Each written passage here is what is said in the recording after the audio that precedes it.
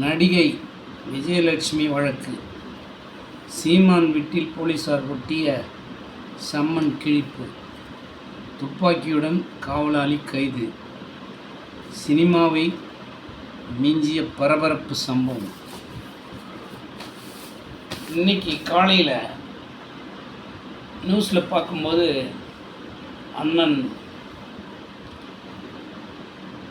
நாம் தமிழர் கட்சியின் ஒருங்கிணைப்பாளர் சீமான் அண்ணனின் மனைவி அண்ணி கயல்விழி அவர்கள் பேட்டி கொடுக்குறாங்க. ரொம்ப சுவாரஸ்யமான பேட்டி. போலீஸாண்ட அந்த கெஞ்சுறாங்க சாரின்னு.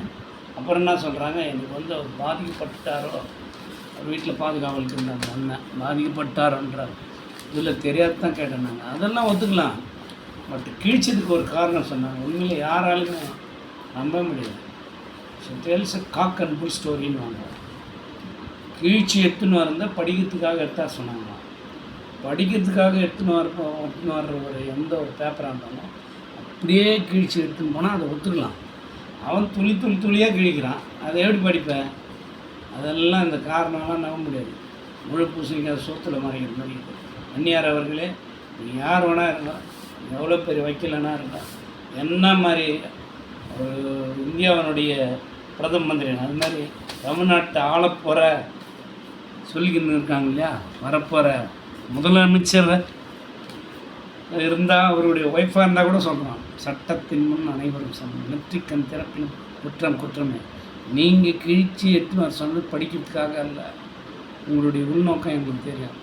ஏன் இது கூட புரிஞ்சிக்க முடியாத அளவுக்கு அது எல்லாம் படிச்சு ஒரு கிழிக்கிறாங்கன்னா ஒரு பேப்பரை அப்படியே ஒன்றுமே ஆகாத அளவுக்கு அப்படியே எடுத்து போனால் அது படிக்கிறதுக்கு எடுத்துன்னு வந்தாங்க. ஏன்னா ஒட்டி ஒரு 10 செகண்டில் எடுக்கணும்னா வந்துடும். அப்படியே இது அது ஒட்டிக்கினுக்குது நல்லா, அது அப்படியே தனித்தனியாக கிழிச்சு வந்தோடனே பிட்டாக கிழிக்கிறான். அதே எப்படி அதே வச்சு எடுத்து படிச்சுருக்காங்க. அதெல்லாம் புழு. இந்த புழுவை ஏற்றுக்க முடியாது. அந்நியார் அவர்களே மன்னிக்கணும், இது என்னுடைய கருத்து. நெற்றிக்கண் திறப்பினும் குற்றம் குற்றமே. நானும் யூடியூபர் தான், சோழவரம் சார்ஜ் என் பேர். எடுத்துக்க. இன்னும் வேணும்னா நான் என் ஃபோன் நம்பர் கொடுத்தேன், அதை பற்றி கவலையே இல்லை. 73059212228. அந்நியாரம் மதிக்கிறான், அது வேறு விஷயம். அதே சமயத்தில் அனாவசியமாக புரியுது. நீங்கள் ஃபைட் பண்ண டிவியில் பேட்டி கொடுத்ததெல்லாம் சூப்பர், ஆனால் அந்த கிழிச்சதுக்காக விளக்கம் கொடுத்தீங்க, அது என்னால் ஒத்துக்க முடியாது. அது ஃபுல்லாக புழு அது ஒத்துக்க முடியாது. தேங்க்யூ.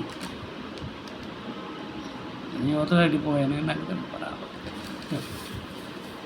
அந்நியார் அவர்களே, கொன்னியார் அவர்களே, என்னடா